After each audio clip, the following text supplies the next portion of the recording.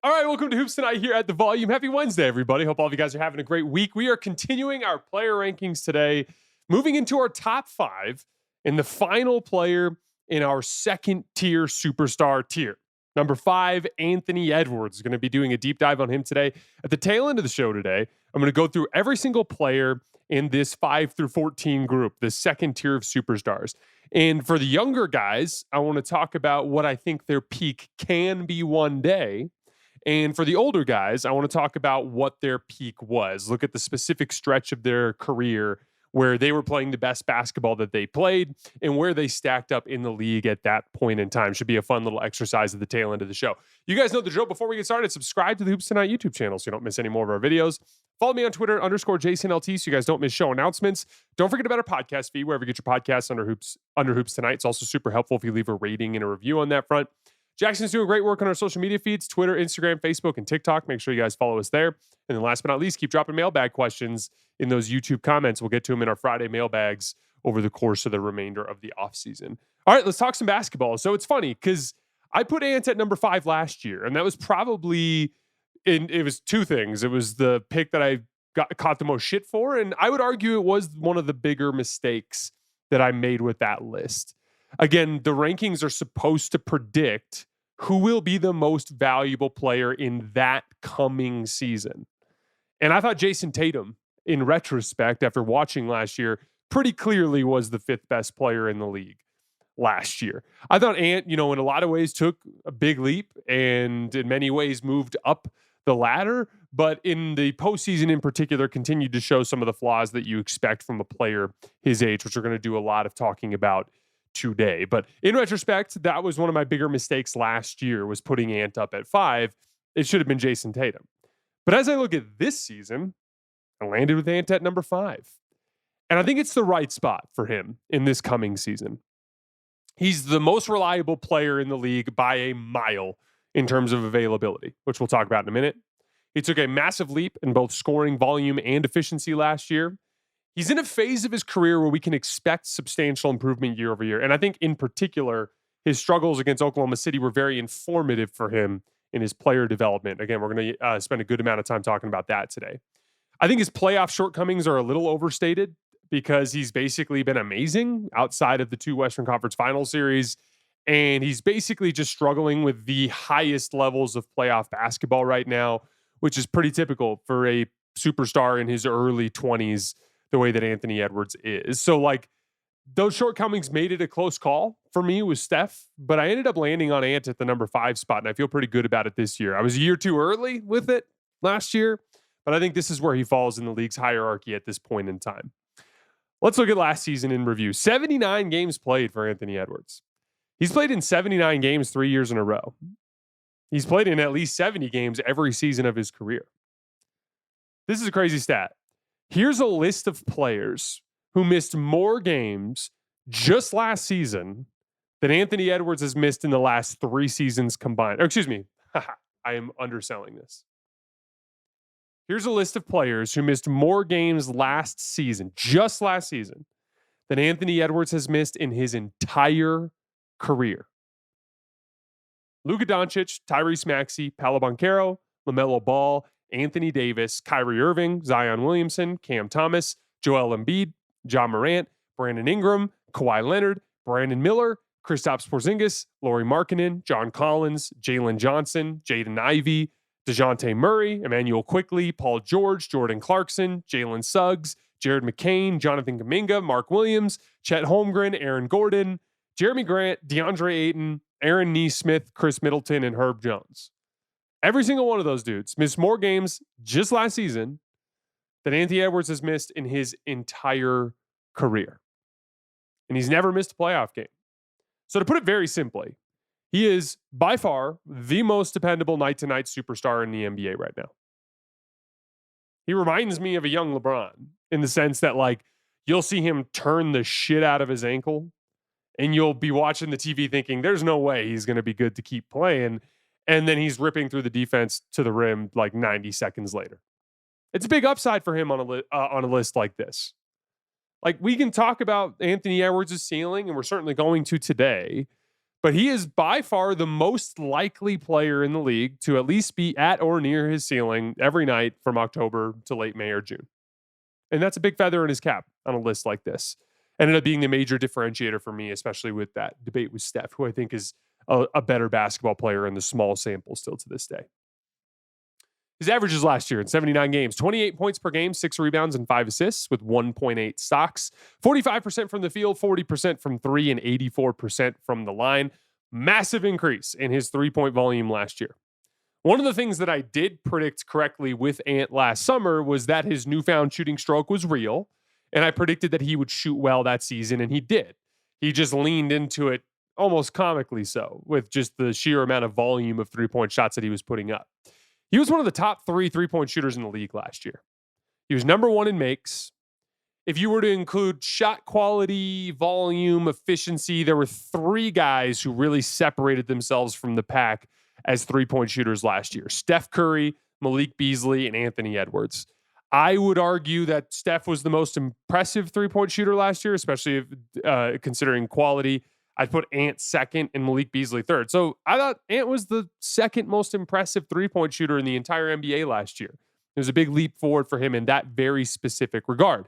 That came with both upsides and downsides. Again, with the upsides and the downsides, they both fell in line with my basketball worldview. He gained in the form of large sample efficiency. This is a concept we've talked about a ton on this show. High volume three-point shooting, leaning into that shot profile, you will gain in the form of large sample efficiency. Very rarely will you see a player massively increase their scoring volume while simultaneously increasing their efficiency, and Ant did. And the reason why is because of his three-point volume. He went from 26 points per game to 28 points per game. And he went from 58% true shooting to 60% true shooting. So a substantial increase in volume and a substantial increase in efficiency because of that increase in three-point volume. Again, when you tilt your shot profile towards the three-point line, there is a lot to gain in large sample efficiency. But as I always say, skewing heavily towards three-point shooting makes you highly susceptible to variance. And in the Thunder series in particular, Ant had 3 duds. He had a 1 for 9 from 3 game, and he had 2 1 for 7 from 3 games. And the Wolves lost all 3 of those games.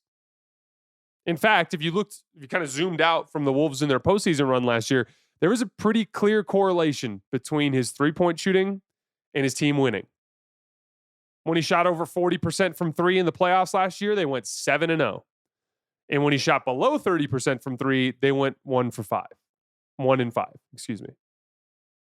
I think Ant would really benefit from better balance in his approach. And we'll talk more about that later, especially when we do a deep dive into the OKC series. But one of the things that I'm counting on here from Ant is I do think he learned his lesson there. I do think we'll see more balance in Ant's shot profile next season. Now let's look at the play type data. He was an excellent pick and roll player last year. He ran over 1,200 of them and got 1.07 points per possession, including passes. That was in the 81st percentile. Being over 1,000 reps puts you onto our high volume list as we go over every summer. He ranked 7th out of the 13 players in the NBA last year to run at least 1,000 pick and rolls. For a guy in his early 20s, big accomplishment for him. He shot extremely well out of pick and roll. He was 40% on pull-up threes out of ball screens on massive volume. Trae Young was the only NBA player last year to hit more threes out of pick and roll than Ant did. And Ant was the only player in the NBA to attempt at least 200 pull-up threes in ball screens and to make at least 40% of them. That's obviously going to drive up his pick and roll scoring efficiency. Then he has a really good floater. He only takes it about once a game, but he made 49% of his floaters last year. Gets nice and close to the basket, uses it as a deceleration move. He'll get like downhill into the defender's chest, and then he'll like sidestep into a little floater that allows him to shoot before getting to the rim protector, which has been vitally important for him in some of the spacing issues that they've dealt with Gobert.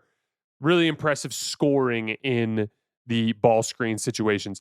We're going to talk a little bit about Ant as a playmaker today, but the truth of the matter is he's very much a traditional scorer archetype. Self-awareness is key. Understand who you are. when it comes to that top tier of playmaking, that's almost always something that you're born with. That's like a natural kind of like processing thing with the way you see the floor. That's not a death sentence. There are a lot of guys in NBA history who have been great as primarily scorers. We were talking about that with Kevin Durant the other day. Michael Jordan is a example. That's why Ant gets kind of compared to him a lot. But like for Ant, it's not about becoming some surgical playmaker. It's just about making the necessary strides to be good enough at it, right? He'll make nice drive and kick reads. In ball screens, you'll see him elevate and rifle an opposite corner pass to Jaden McDaniels for a good look. He has become a more willing passer over the years, but he's very much a reactionary passer. He's not going to anticipate things and pass people open. He's going to see openings and throw the ball reacting to the defense reacting to him. And that's fine because I think he has the potential to be a true like a apex scorer in this league. And I also think he has the chance to be an all defense level two-way player. That is enough to make him a top tier superstar one day. He just needs to become more surgically reliable as a scorer, the way a guy like Shai Gilgeous-Alexander is, and he'll need to reach that all defense level, which we'll get more into in a little bit. His one-on-one stuff wasn't great last year, and this is where I think the three-point shooting really came back to bite him. He ran 636 ISOs and post-ups last year, including passes, and got just 0.91 points per possession. Not good. I just think this comes down to a combination of two things. One, the Gobert problem, just in general, in ISO situations, you're not getting the benefit of Gobert as a screener. You're getting Gobert in the dunker spot, and Ant's not a particularly good lob passer. Gobert's not a particularly good lob finisher. It just creates some spacing issues there. The second piece of it is just Ant bailed on the mid-range shot. Ant shot fine on pull-up threes in ISO. Shot 38%. Not as well as he did in other areas as a three-point shooter, but that's enough to 38% from three is like I had a comment on the LeBron video where someone was like, why did he say 36% is good on pull-up threes in ball screens? 36% on threes in ball screens is fine. That's well over a point per possession. 36% on pull-up twos is bad. You would be correct about that. But when it comes to pull-up twos, you want to be in the high 40s at a minimum. But when it comes to pull-up threes, as long as you're over 35%, you're getting enough points per shot out of it that it's a good shot. Ant shot 38% on pull-up threes out of ISO. That's fine. The problem is he shot just 41% on twos out of ISO and just 31% out of the post. Now, again, like we talked about the spacing piece, but the second piece of it is Ant just bailed on the mid-range shot this year. In 2024, so the year before last, Ant had built out a pretty robust set of like short fades over both shoulders, little step back moves, and he just generally leaned on his short range scoring way more. He ran 571 one-on-ones that year and got 1.03 points per possession, which is really solid one-on-one work on substantially higher mid-range volume, substantially higher post-up volume. That's a part of his game that he just let go. And that's what really concerns me about what happened last year. It shows a lack of emphasis on that part of his game. I want Ant to emphasize that as part of his development moving forward so that he's just more rounded. In 2024, Ant attempted to shoot out of the post 68 times. Last year, that dropped to just 35 times. He posted up 7 times total in this year's playoff run. He did so 27 times 2 years ago. And guess what? He got 1.19 points per possession out of the post. So he posted up to devastating effect in the 2024 playoff run like twice a game and literally went down to doing it like once every other game. That's abandoning a super efficient play type that is just about proven to be more impactful in the postseason because of the physicality than high volume 3-point shooting is. Looking at short range jump shooting. In 2024, Ant attempted 210 jump shots inside of 17 feet. In 2025, that dropped to 136, so almost half. And it especially showed in the playoffs. He took 40 of those short twos in the 2024 Western Conference Finals run. He made 21 of them. That's 53%. That's 1.05 points per shot. He was getting great success out of mid-range jump shooting and post-ups in that playoff run. Physical aggression, using his athleticism to get more consistent shot making closer to the rim. He went from 40 down to just 16 of those in this most recent playoff run. So in other words, despite making real progress as a short-range scorer and getting real, reliable results in that 2024 playoff run, Ant bailed on it in the name of large sample efficiency, in the form of high-volume three-point shooting. I thought this difference in philosophies was especially glaring in the Western Conference Finals series against Oklahoma City this year. Two elite defenses going at each other. Yeah, I didn't like Minnesota's game plan, picking up Shea, at half court. That was something that I think did more harm than good. But two elite defenses going at each other, two very different types of scorers. Shea was able to get these consistent bits of short-range shot making that carried him in that series. And he bolstered it with the ability to get to the foul line. Ant, on the other hand, had several ice-cold nights from three, and he's not as good at getting to the line. As a result, SGA was able to score more effectively. And I was digging into the numbers. The difference was almost entirely short-range scoring and free throws. So Shea badly outscored Ant in that series. He had 157 points to Ant having just 115. It's a 42-point gap over the course of the series. 42-point gap. That's massive. And it was almost entirely made up of short-range scoring and free throws. Shea made 29 twos outside of the restricted area and made 44 free throws. That's 102 points right there. Ant made 14 twos outside of the restricted area, so less than half as many, and just 22 free throws, half as many. That's 50 points. That 102 to 50 gap, that was literally the difference between the two of them as scorers in that series. Ant's game, built on three-point shooting, failed him. SGA's game, built on short-range scoring and the ability to get to the line, that did not fail him. That's the change in approach that we need to see from Ant in order for him to jump from that second tier of stars into that first tier of stars. Again, like we talked about earlier, step one, self-awareness. Acknowledge the type of player that you are. Ant is never going to be the type of dude who averages 10 assists per game. A good portion of that playmaking talent is what you're born with. I think that Ant certainly could be a guy who, in his early 30s is around 7-8 assists per game just because he becomes super experienced at making the reads all the time. But I don't see him getting into that apex playmaker tier. So Ant's apex as a player is basically best scorer in the league, dominant perimeter defender, the Michael Jordan archetype. That is his path. So step two is identifying this flaw in his approach. And I do believe that Ant will. I think we're going to see a massive increase in Ant in short-range scoring this year, as soon as this season, at the expense of large sample efficiency. Like, I am fine with Ant dropping a little bit in his true shooting percentage this year. His post-up volume needs to skyrocket. I think he needs to lead the league in guard post-ups this year. He's built like a damn tank, and it's going to be something he can lean on in the postseason. Two, he needs to emphasize short-range shot making in his ISOs. Work guys down closer, 10 feet from the basket.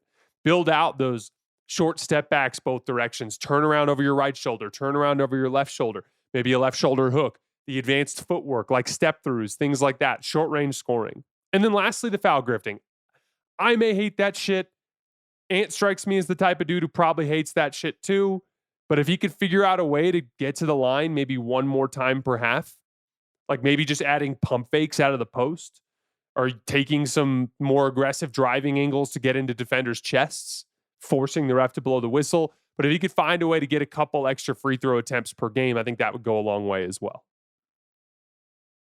This is where Ant actually has the capability of one day surpassing a guy like Shai Gilgeous-Alexander. Those of you guys who've been following the show for a while might remember I got into a debate with the Nerd Sesh guys years ago. It was like 2 or 3 years ago about who had a higher potential ceiling between Ant and SGA. And the truth is, Ant does have more potential. He has to earn it. He has to actually get there. But his size, strength, and athleticism is an absurd tool. He's built like an absolute truck. And he has the potential to build out a bully ball game that SGA could never build out. He has a quicker first step. He's far more explosive at the rim vertically. Ant has the potential to be a much better defender. But right now, SGA is better than him at all those things. SGA is a far more polished post player right now. He's better at using change of pace and counter moves to get all the way to the rim. So he gets to the rim more often and finishes at a higher percentage when he gets there. He's a better rim finisher. He's better at drawing fouls when he gets there. And even though Ant has all this defensive potential, Shai's a better defender than him right now. He's more attentive off the ball. Ant would certainly be better than SGA one-on-one, playing on an island. But who's stupid enough to attack Ant one-on-one? You run him through screens where he can struggle to navigate screens, and you take advantage of his lack of attention off the ball. I think Ant has all-world defensive potential. But right now, Shai is the more useful off-ball defender because he's got good length and he's always in the right spot. He pays attention to the defensive scheme and where he's supposed to be. And that makes him a more useful defender, a more complete defender right now. Now, none of that is a death sentence for this rivalry. Shai is a solid 3 years older than Ant. And if you actually compare the season Ant just had to a season from SGA 3 years ago, Ant is actually considerably better than SGA was at that point in time. So Ant is technically ahead of schedule, but he's got a long way to go. SGA made massive leaps in those 3 years. Ant's got his work cut out for him. I get super excited about Ant because I think his potential is preposterous. We talked a second ago about how Ant's defensive talent hasn't really had high-level impact yet, but he has the potential to be like a game-breaking defender. He could easily become one of the 2 or 3 best perimeter defenders in the entire NBA if he just got better at navigating screens. And he's got the quickness to do it and the strength to do it. He has the strength to switch onto bigger forwards and switches. And he has ridiculous weak side potential. Jumping passing lanes and protecting the rim if he can just become more attentive and smarter in the game plan. So I absolutely think Ant could be an all defense level player. That's not really in the cards for a guy like SGA, in my opinion. And he's quite literally just barely scratching the surface of his offensive potential, which feels crazy to say, considering he just averaged 28 points per game on 60% true shooting for a full season. When he starts to master like timing on his drives and change of pace and just getting a little bit more methodical with the way he attacks the basket, when he becomes a master short range scorer, which I think is in his future, when he goes up just that little bit of an extra level as a playmaker, just from making the same reads thousands of times, when he starts to figure out how to get defenders out of position to draw that extra couple of fouls per game, he's got a long way to go. But I think Ant legitimately has best player in the world potential. I'm not sure SGA has that. He has the physical talent to be an indomitable two-way force. And the playmaking talent, like when you're looking at these guys in this tier, you have got to be really, really great at multiple things to be the best player in the world. Shai is transcendently great as a scorer, which is enough to move him into this top tier.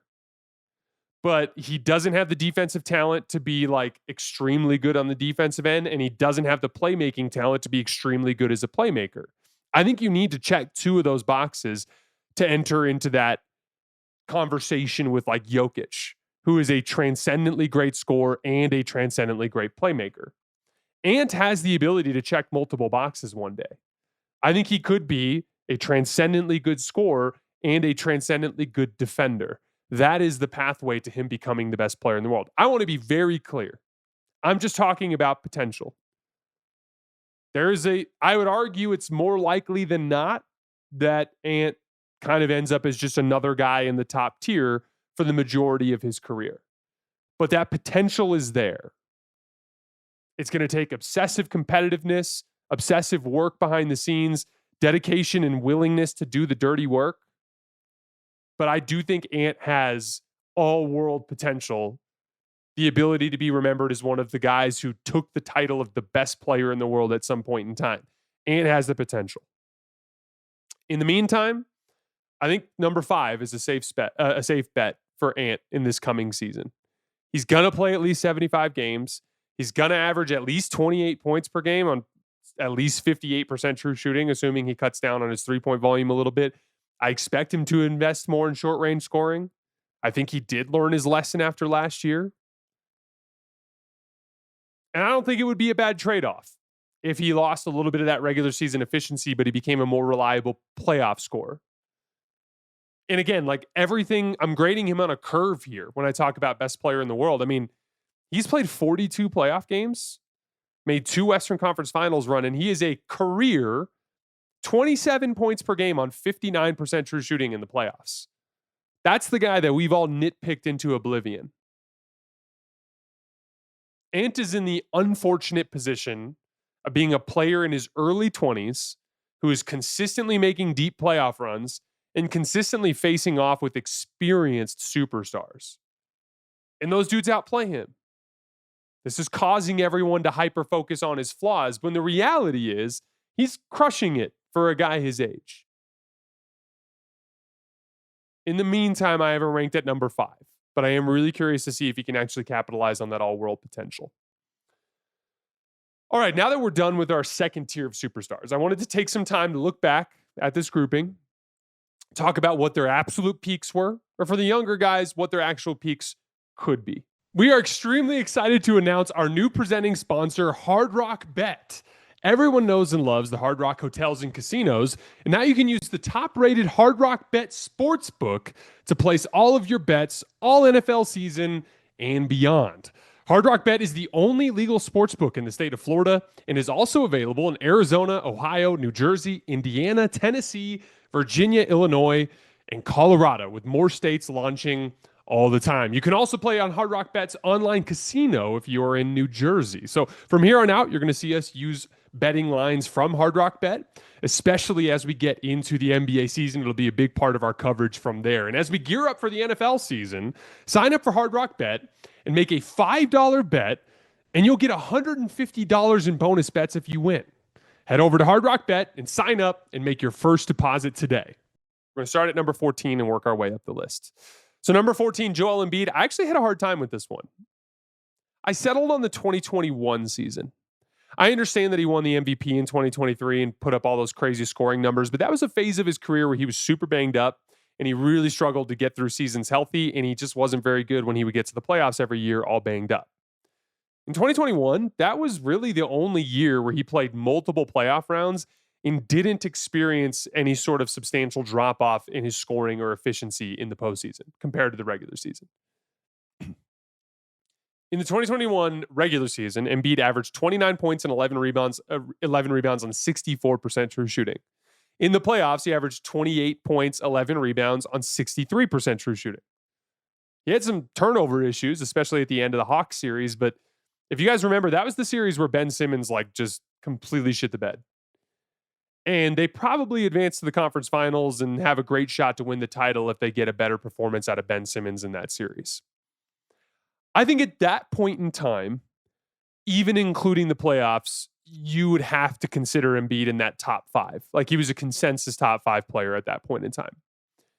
He had some best player in the world buzz in later years, when he was competing for MVPs, but mostly from a regular season box score standpoint, and a lot of Philadelphia 76ers fans. A lot of basketball people understood at that point that Embiid was too physically beat up and too inconsistent as a playoff performer to actually be considered as one of the top guys. Back in 2021, I think that was the year where you look at him as a consensus top 5 guy. Unfortunately, I think that will end up being Embiid's peak. I don't think he'll ever be able to get back to that level again with his knee troubles. Number 13, Kawhi Leonard.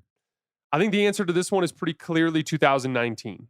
I think he hit higher levels as a basketball player later on, but he was unable to sustain them because of his knee troubles. Like if you wanted to pick like a very small window for a peak, I would look at his 2 playoff runs in 2021 and 2023 before he got hurt both years. In those 13 playoff games, he was like robot Kawhi at his finest. 31 points, 8 rebounds, and 5 assists per game on 57% from the field, 42% from 3, and 88% from line with 2.1 steals per game. That's probably the highest individual peak he reached, but 13 games isn't enough to qualify for something like this. I think 2019 was like that mind, body, skill peak for Kawhi Leonard. He wasn't quite as good as he was in the later years, but he was actually healthy enough to sustain it. He averaged 27 points and 7 rebounds on 61% true shooting in 60 regular season games. He played in all of their playoff games that year. He averaged 31 points and 9 rebounds on 62% true shooting in the playoffs. He hit all sorts of iconic shots on his way to a finals MVP for an awesome Raptors team and hoisted the trophy. I think at this point in time, he was the clear 4th best player in the world behind LeBron, Steph, and KD. Now, if you want to argue Kawhi second because KD and LeBron were both hurt that year, sure, go ahead. But I mean, LeBron literally went right back the next year, whooped Kawhi's ass, and was clearly the best player alive and won the title. So I think that was more injury related. And then I would argue that Kawhi's ceiling has been higher than KD's ceiling post KD's Achilles tear.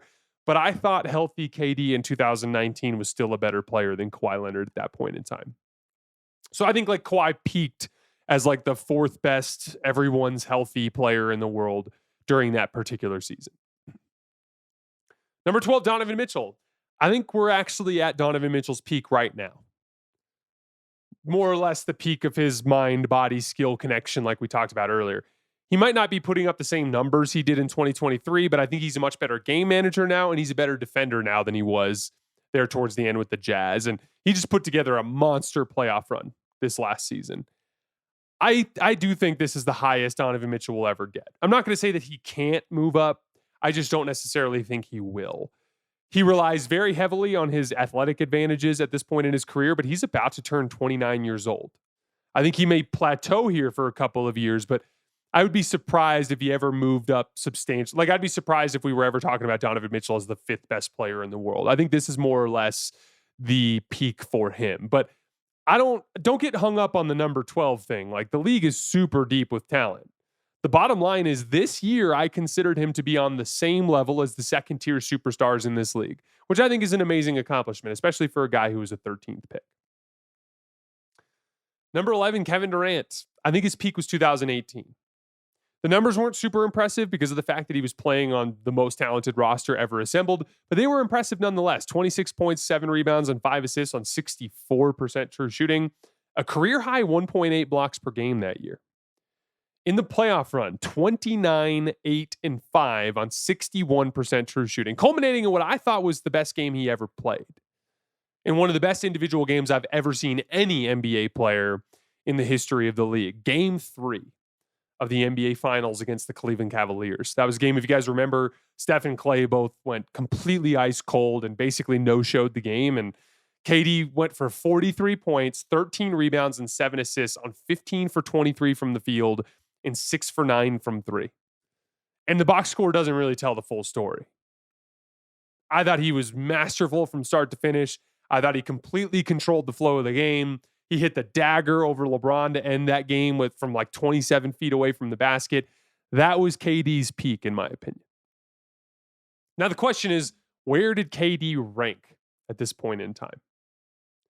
You know what's funny is, at the time, a younger version of me, almost a decade ago, I thought KD was better than Steph at that point in time. But it was a long time ago. I was a much younger basketball fan. I didn't really understand basketball the way that I do now. I didn't understand advantage creation the way I do now. So I now feel pretty strongly that Steph was the best player on that team. So at that point in time, I would have put KD third behind LeBron at 1 and Steph at 2. I just think Steph's advantage creation was the actual thing that made that team go. Steph was a little bit susceptible to variance, and yeah, like KD was saved their ass, but that's what made it a sweep. Like Steph was going toe to toe with LeBron without Kevin Durant in the couple of years before that partnership. I think Steph was a better player than KD at that point in time, but that to me, like, it's interesting because I do think KD reached a higher point in the league's hierarchy earlier on. Like from 2012 to 2014, he was the second best player in the world behind LeBron. I just think KD as a basketball player was better in 2018. Steph just had surpassed him at that point. There's no shame in that. I think Steph is the 5th best perimeter player of all time. That's just what happens when Steph Curry comes into the equation. Number 10, Anthony Davis. This one's easy, 2020. 26 points and 9 rebounds with 4 stocks per game on 61% true shooting that season. An absolutely ridiculous playoff run. 28 points and 10 rebounds per game on 67% true shooting. Became an absolutely deadly jump shooter in that playoff run. He shot 47% on all jump shots. He shot 62% on long twos outside of 17 feet. He was 31 for 50. He had a game winner. He was a dominant defender the whole year from start to finish. It really answered the question of like, what would it look like if you had the best defender in the league, but also a guy with a deadly jump shot? And that guy, in my opinion, at that point in time was the 4th best player in the world. Now, unfortunately, as with Embiid, I just think AD is too far gone in terms of his injuries and the weight that he's put on and the age that he's at now. I don't think he'll ever pass that ceiling again. But 2020 was the peak of Anthony Davis's career. Number 9, Jalen Brunson. Similarly to Donovan Mitchell, I think we're experiencing his peak right now. By the time you guys see this video, he'll be 29 years old. So he'll begin to experience some age-related decline in athleticism. But I do think he'll hang at this level for, like, similar to Mitchell. I think he'll plateau here for a while before he goes down. But we're in a 3-year span where in the playoffs for 3 consecutive seasons, he's averaged 30 points per game on 57% true shooting with 7 assists. That's one hell of a run from a guy who's now entered into that second tier of superstars. Again, we were talking about this with like Shea at the top. Like the problem with guys like Mitchell and Brunson is they're not transcendently great at scoring the way that Shea is, and they don't have that I'm awesome at several different things tier. Like Brunson's a better passer than Donovan Mitchell. But Jalen Brunson still is not an elite passer, and he still is not a guy who can impact the game defensively. And so they're both really good scorers, but they just don't have the versatility elements of their game to crack into that top tier. And if you're going to crack into that top tier without versatility, you got to be like Shea, a guy who's going to average damn near 34 points per game hyper efficiently. And that's just not what you're getting out of those two guys. So I look at Brunson and Mitchell as more or less at their ceilings right now. Number 8, LeBron James.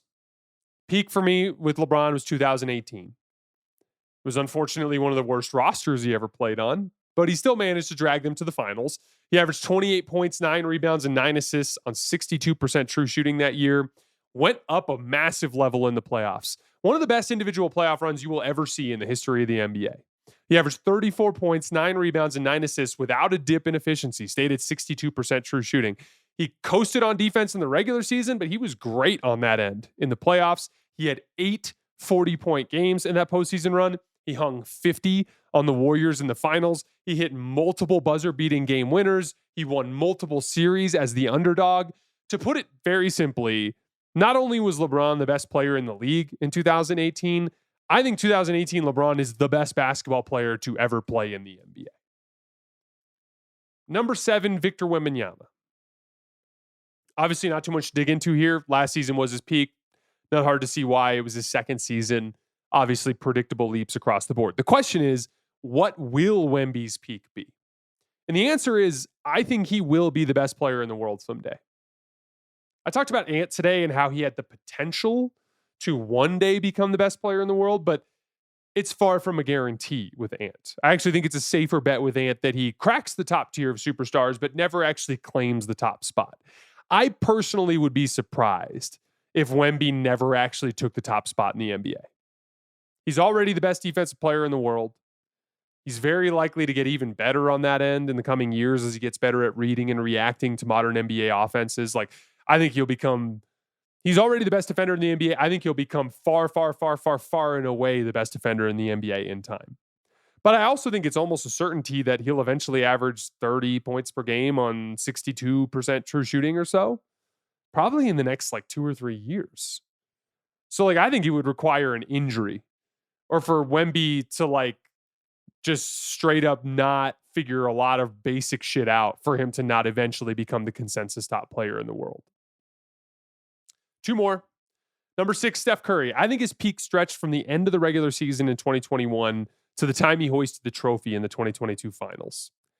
I think that 2022 season was the one time in Steph's career where I think he had a really strong, really hard to refute case as the best basketball player alive. Like, I disagree with Warriors fans who think he was better than LeBron during LeBron's prime. It gets to be a debate with him and Giannis in 2021. I had Giannis as the best player in the world in 2021. He won the title.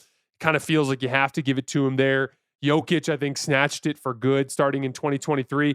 2022 is that one season in Steph's career where I really do think he had a strong case to be the best player in the world. At that point, Giannis regressed a little bit off of his title-winning season in 2021. Jokic hadn't really peaked yet, maybe because of his rosters, but still, he hadn't made that successful deep playoff run where he just alpha dogged everybody like he did the following season. LeBron was never the same after his high ankle sprain in 2021. Luka and Shai Gilgeous-Alexander weren't ready yet. I think that was the window in time where Steph had that best player in the world belt. 2021, the second half of the season, that was insane. Steph's last 43 games that year, despite the entire league throwing everything at him because KD was out, Klay Thompson was out, he was getting the most aggressive coverages in the world. He averaged 34 points per game on 67% true shooting for 43 games. That is far and away the most impressive scoring and efficiency stretch of his career. He did battle a slight shooting slump in the following season, but on a better roster, he recaptured his touch in the playoffs, made the run at the end, iconic game in Game 4 on the road in Boston, gets that title that legitimizes everything and shuts the haters up from the previous titles. Lastly, number 5, Anthony Edwards. I'm going to go with the 2024 season, so 2 years ago. Obviously, he had a much more impressive regular season this year with his high volume 3-point shooting, but I thought that he was more surgical and more physically aggressive as a scorer in 2024, and I think that made him a better player in the playoffs compared to the following year. Now, as I said earlier, I do think Ant has the potential to be the best player in the world someday, but I think it will require a lot of things to go right for him. I think he needs to maximize his defensive potential and become a much more reliable possession-to-possession scorer, and he just has a long way to go to get there. But I do think he has that potential. All right, guys, that's all I have for today. As always, I sincerely appreciate you guys for supporting me and supporting the show. We will be back on Friday with a mailbag. I will see you guys then.